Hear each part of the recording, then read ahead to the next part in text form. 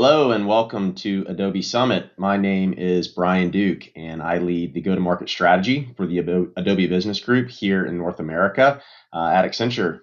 Really excited to talk with everyone today and share some of our perspective as it relates to identity resolution and its significant impact on what we like to refer to as the business of experience.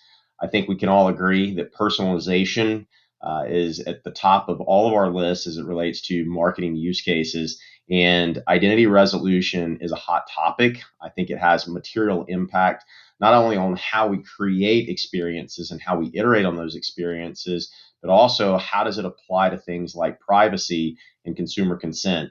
So today we're going to get into a lot of these topics, starting with the state of the industry as it relates to identity and privacy. We'll talk about some of the brand side problems that we're seeing here at Accenture, some of the challenges that I think some of the identity vendors are running into. We'll talk about some of the different categories of identity resolution. We'll try to simplify the modern data architecture and what that means specifically as it relates to connecting the offline world to the online world. We'll get into some ideas around identity genesis and what is the foundational elements to create identity because they're not all created equal. We'll talk about some of the available data that we can connect to our identity frameworks. And then eventually we'll get into some of the things that I think are very exciting here at Accenture that we're building and hoping to not only bring to life for our customers, but also to help share and optimize the investments that they're making with their Adobe solutions. So with that, we'll get right into it with the state of the industry. So as everyone here knows, you're being targeted with ads. Everyone is well aware of this phenomenon. You don't really have to go any further than looking at your favorite hotel site or a favorite pair of running shoes or whatever it might be. And whatever it is you're looking at is going to show up inevitably across all of your devices. And it's not just the things that you're looking at, people in your household, the things that they're looking at are sometimes going to show up and start to present themselves and to some extent maybe nag you a little bit and seemingly never go away. So I think that this is an experience, right, that we've all had, some of it good, some of it bad, but it's something that we're all very, very familiar with. And I think if you look at the business of ad targeting and specifically programmatic media, which I think we're probably all very familiar with, it's a booming business. It is set to grow from $120 billion in spend in 2021 to roughly $200 billion in 2024. And that will actually encompass over half of the total media spend that we see here in the United States. So there is a lot of motivation across a lot of different partners and technology companies in the ad tech martech ecosystem that are heavily motivated to continue to grow this line of business. But this line of business is specifically predicated on that ability to resolve identity at the individual or the household level so that we can create those personalized experiences. However, the industry is certainly at a crossroads.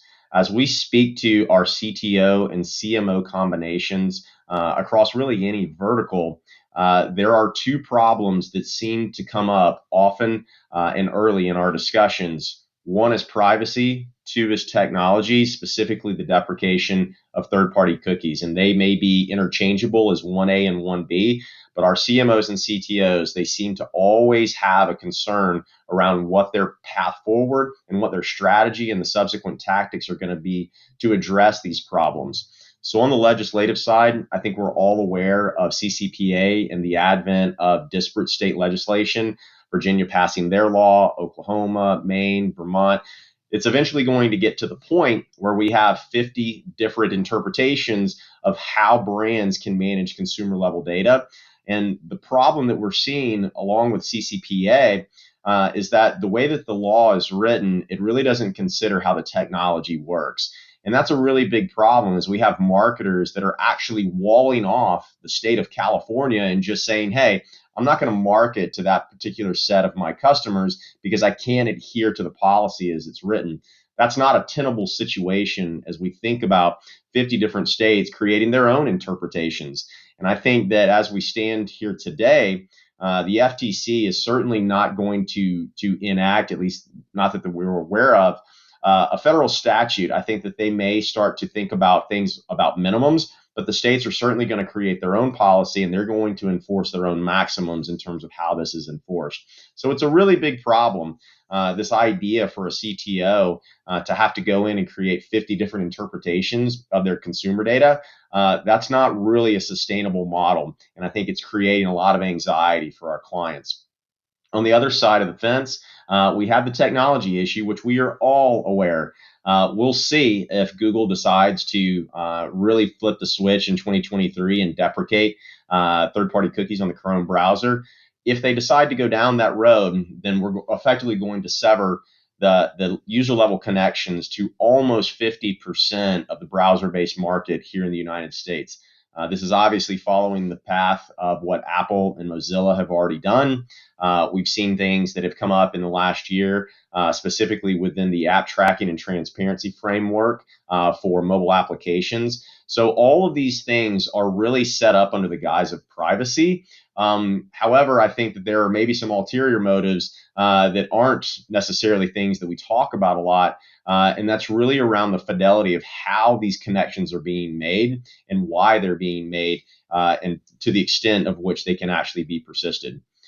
So we've taken some surveys, and if you look back into 2020, we really started to figure out that through surveys of very large U.S. programmatic media buyers, who's really on the hook to solve these problems. And I think 83% of the people that were surveyed really think that that sits with the hands of the ad tech platforms, while concurrently advertisers believe that some of that onus is going to be on them.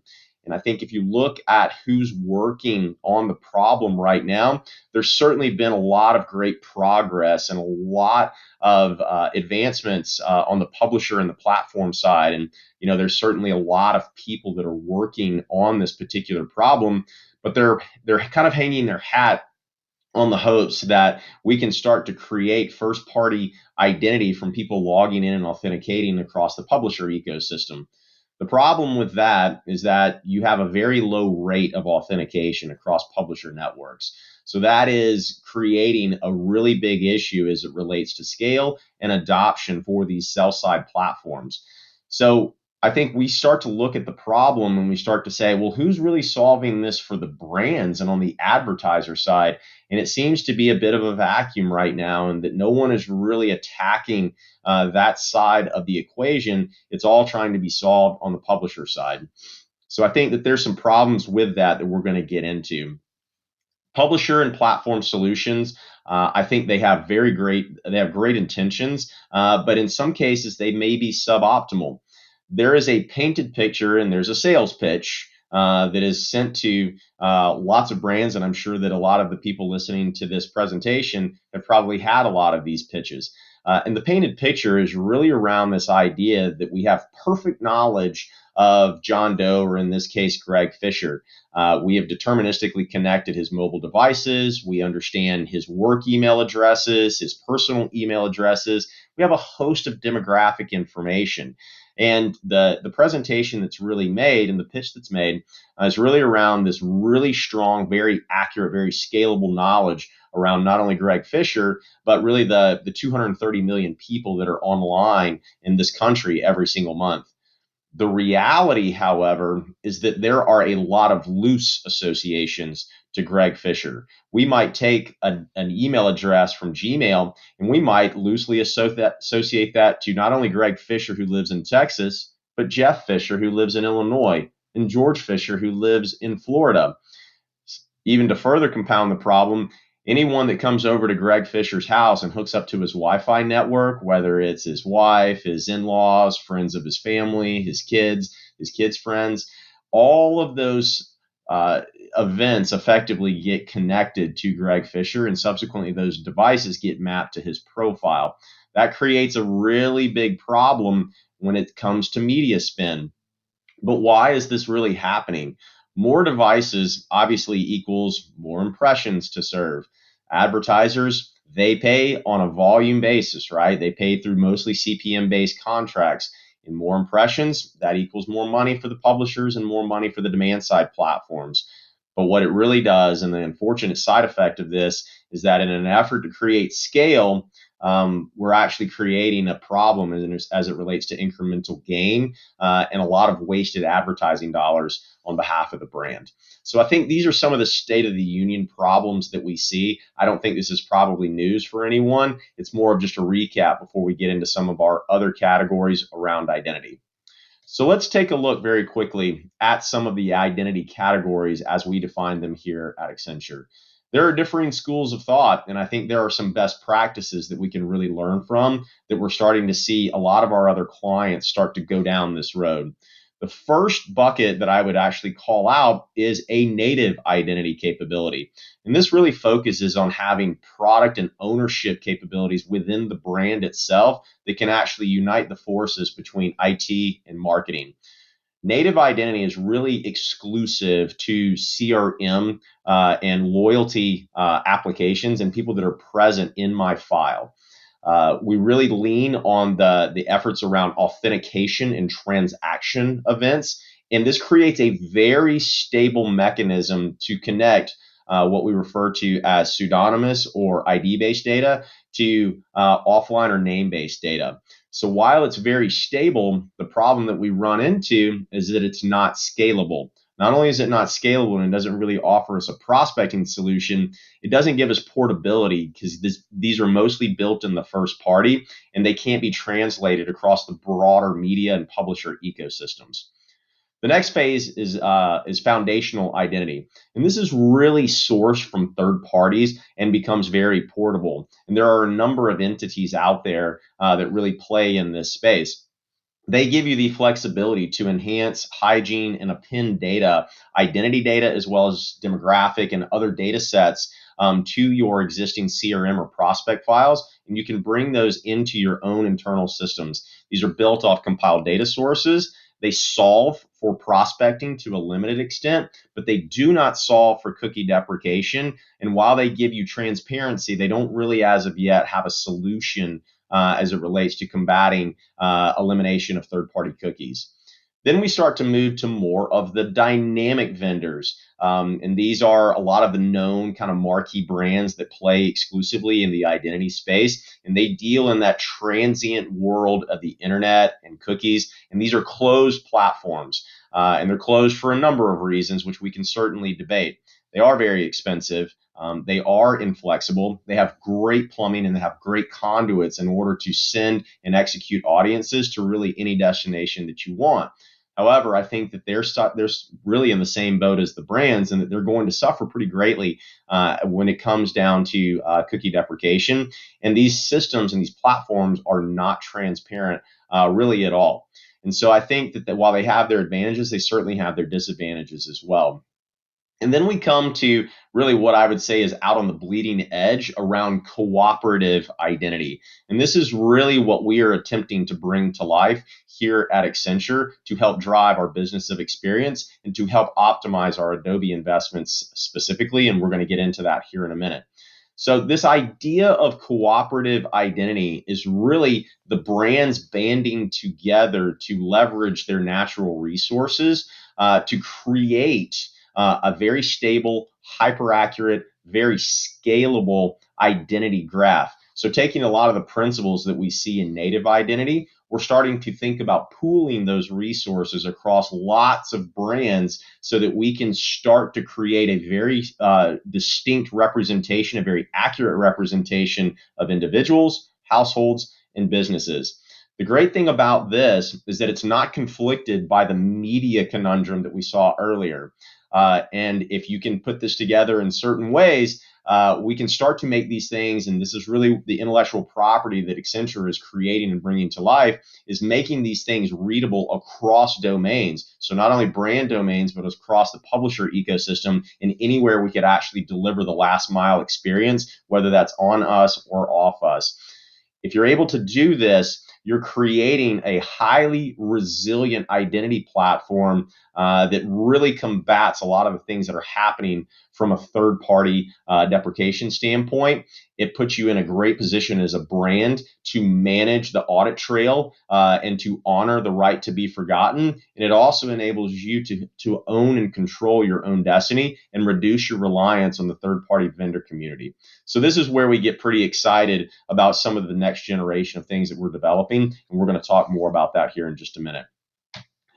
But again, what we're starting to see in the market is that brands do not want to do this. There is heavy pressure, and some of this can be vertical specific due to the sensitivity of data, such as credit and financial services data that we see with retail banks and credit card issuers. So it really depends on your tolerance for risk and kind of where you are in your InfoSec and legal journeys. But we are seeing in a lot of cases that InfoSec and legal teams are putting a lot of pressure on the marketers specifically to eliminate the current practice of forklifting data, whatever that might be, and shipping it outside of the existing safe harbor. So our clients are starting to come to us and ask us to help them figure out solutions to keep data in its current home, but being able to create that individual level personalization capability that we can execute across any channel, online or off. So that is a very tall task, and it's something that we've been putting a lot of time, effort, and resources to figure out a way to do it and how to solve these problems. So I want to stop there for just a second, and I want to talk about what we see as really the modern data architecture. I think all of us in marketing that deal in ad tech and martech, we've seen infinite amounts of reference architectures. We've got a bunch of them here at Accenture. I know Adobe has got a bunch of them as well. And so in an effort to really simplify the future state of data architecture as it relates to marketing, we tried to just create the offline and the online world, or what we used to refer to as PII and non-PII. We actually can't even use those terms anymore because the definition of those terms is changing so rapidly. So we're now in the state of using things like name-based, ID-based, or pseudonymously collected data. So really the point of this slide is to talk about the data platforms, and there's really two sides of it, offline and online. The identity resolution bridge and the tie that binds those two worlds together, that is really what is going to make or break you in the future as a marketer. What we are starting to see with a lot of our clients is that the use cases in the offline world are starting to migrate to the right-hand side of this slide into more of that pseudonymous or that encrypted side of the fence. There's still always going to be a need for customer data integration, hygiene, and the ability to execute in an offline fashion. That's not going to go away. So the offline systems to warehouse data for marketing specific purposes, you're still going to have that as a capability, and that's still going to be something that's a necessity as we move forward. But what we're starting to see is that through better identity resolution, a lot of the use cases specifically around orchestration, around predictive modeling and scoring, around media activation, and then measurement and attribution, those are starting to migrate to the ID-based side of the world into more of these clean room types of setups. And there's a lot of different ways you can go about that. But that is really a simplification of the modern data architecture. And again, I want to reemphasize that the ones who have the investments and the discipline and invest in the skill sets around identity resolution, those are the ones who are going to win in the future state. So let's talk about identity and the foundational genesis of identity. So we can connect Jane Smith's name and her physical address. We can connect that to a cookie or a device, but how? There's a lot of different schools of thought in terms of deterministic versus probabilistic, some hybrid combination of the two, or being able to toggle between the two. The gold standard is always going to be to create 100% deterministic transaction verified customer knowledge. The problem that we see with that, as we talked about earlier, is that scale is the major issue and hurdle to overcome here. I can do it for a subset of my customers, but it does nothing to address my prospecting efforts, and it does nothing to address the ability to read these things in external systems. As I said, there's roughly 230 million people online in this country every single month. What we're hoping to achieve is a persistent match and connection rate, a reachable rate of upwards of 80%. That is a very bold goal, I think, that for any marketer would say, how is that even possible? Well, through these first party brand cooperative ideas, we're hoping to start to realize the fruits of that labor. And if we can do that, we can have very high accuracy rates. We're never going to be 100% because the internet is certainly not an exact science, but we can get a lot closer to the pin than we are today.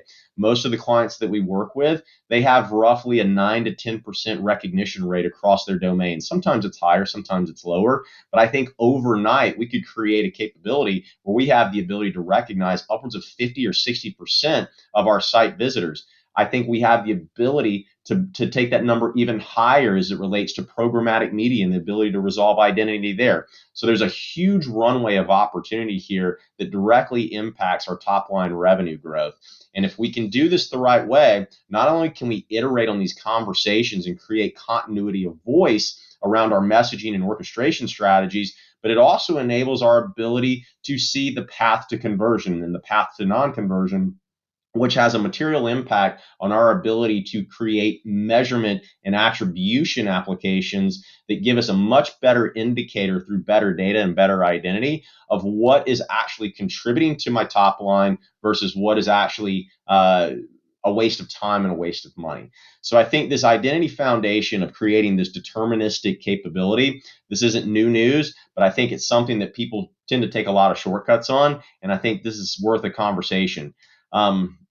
But let's suspend disbelief for just a second and let's start to think about if we could create this identity framework that allows us to align all of the inbound data to a person or a household or a business.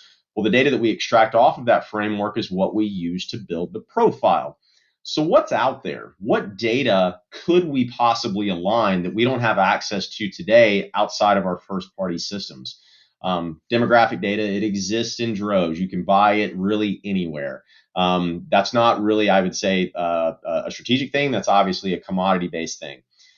What I buy, there are certain resources that you could tap into that could show you upwards of 80% of the credit and debit card transactions that are occurring across your loyalty base right now, and you could have that data very, very quickly. And in some cases, you could actually get down to the SKU level detail of what that transaction, what was in the basket of that transaction. Tapping into things like the bid stream, the 300 billion ad calls that are coming in through ad serving technologies every single day across the programmatic landscape. That is a highly predictive, very fast, low latency data set, and virtually no one taps into it. Why? Because it's very big, it's cumbersome, it's disorganized, and it's very difficult to align that data to a person in any accurate, stable way. We are aiming to solve for that challenge. We can certainly tap into really any video that's outside of the walled gardens in the YouTube ecosystem. We can tap into lat long data that gives us accuracy data and location data down to about 10 feet. And we can certainly connect into all of the various digital and offline touch points so that we can start to inform, again, that attribution. So a lot of this data, to some extent, by and large, is really ignored. And I think that there's an opportunity to bring these things into the fold through better identity resolution. So if we can connect the data that we just talked about and we can build these identity frameworks, it can really enable the business to build better experiences. And it really gives us the ability to expand beyond marketing use cases. Yes, we would be able to inform advertising, sales, and marketing, but we could start to get to a world where these things can start to inform the supply chain, how we're going to build commerce systems, both online and off. How does that parlay into our employee experience? What does that mean from an elastic pricing standpoint? And how does that eventually come back to our product design? So there are a lot of the down the road applications that we can start to think about where identity is going to be incredibly impactful. So some of the data science challenges that we hear from the market pretty routinely, and I imagine this is going to be pretty common with everyone listening to this today, fragmented consumer profiles.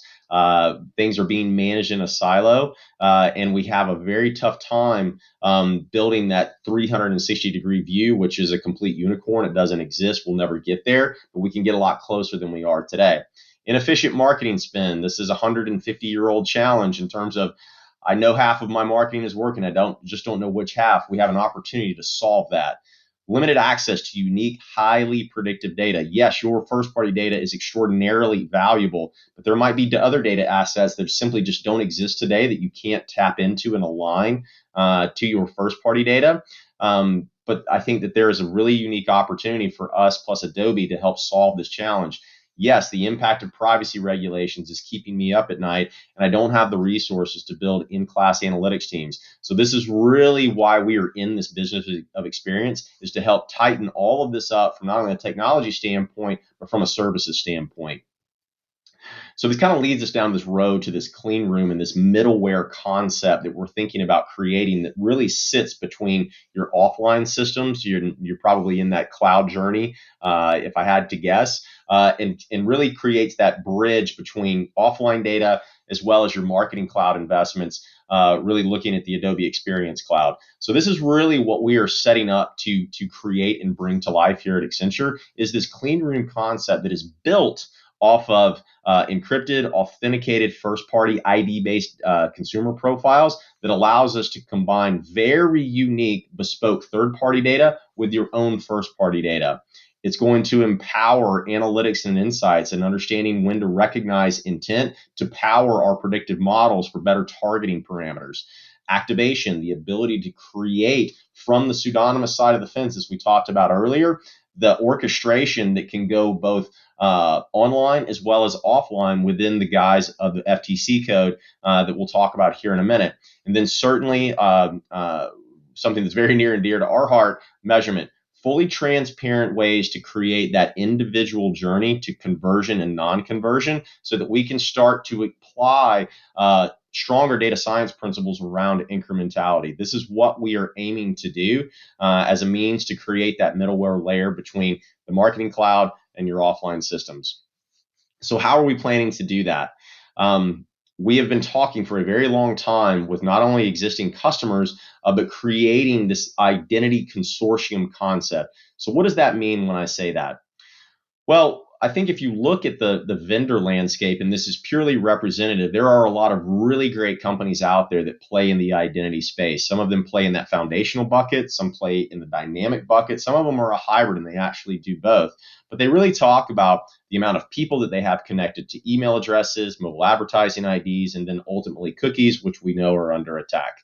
So we started to think about this and we started to talk to our existing customers about this identity universe that they are heavily leaning on today, which has, maybe an uncertain future. And the conversation we really started having was, well, these brands, again, which are very representative here on the slide, you have your own natural resources, you have your own raw materials. What if we could just put them together in a cooperative environment and we could start to create and own and control these assets ourselves, not being built from the purposes of media execution, but to create that individual connection that will persist even in the face of privacy and technology changes. So this is really what we are in the process of building right now. And by the time you actually listen to this, we will most likely have our first alpha clients up and running on this particular platform. So how does it work? The idea, as we've been talking about, brands have, in most cases, they don't have a complete identity picture. They have fragments of identity. For Jane Doe, they might have a physical address. They might have a work address, a personal email address. They might have a phone number, and they may see these things happening on a mobile device or a desktop machine, and they may see a bevy of different browsers as well as cookies attached to those browsers, and those things are constantly getting deleted. But very rarely does a single brand have access to all of these identity markers and they're seeing them in real time. However, together, we can complete that identity picture. So how do we actually do that? So if you think about this concept of transactions and authentication events, that's really what we're leaning on to be able to create this. So through proprietary technology, which we will deploy in the client's domain, we will be able to observe things like Jane creating an online transaction on her Chrome browser on her Dell laptop. She goes to another brand and she creates another transaction, but this time she's on her Safari browser on her MacBook. She logs into Chase to check her checking account on her iPhone. She goes to Marriott and she books a room for business or personal travel on her tablet. And then eventually she goes to Best Buy. She buys something on a different browser on that same Dell laptop and she ships it to her house.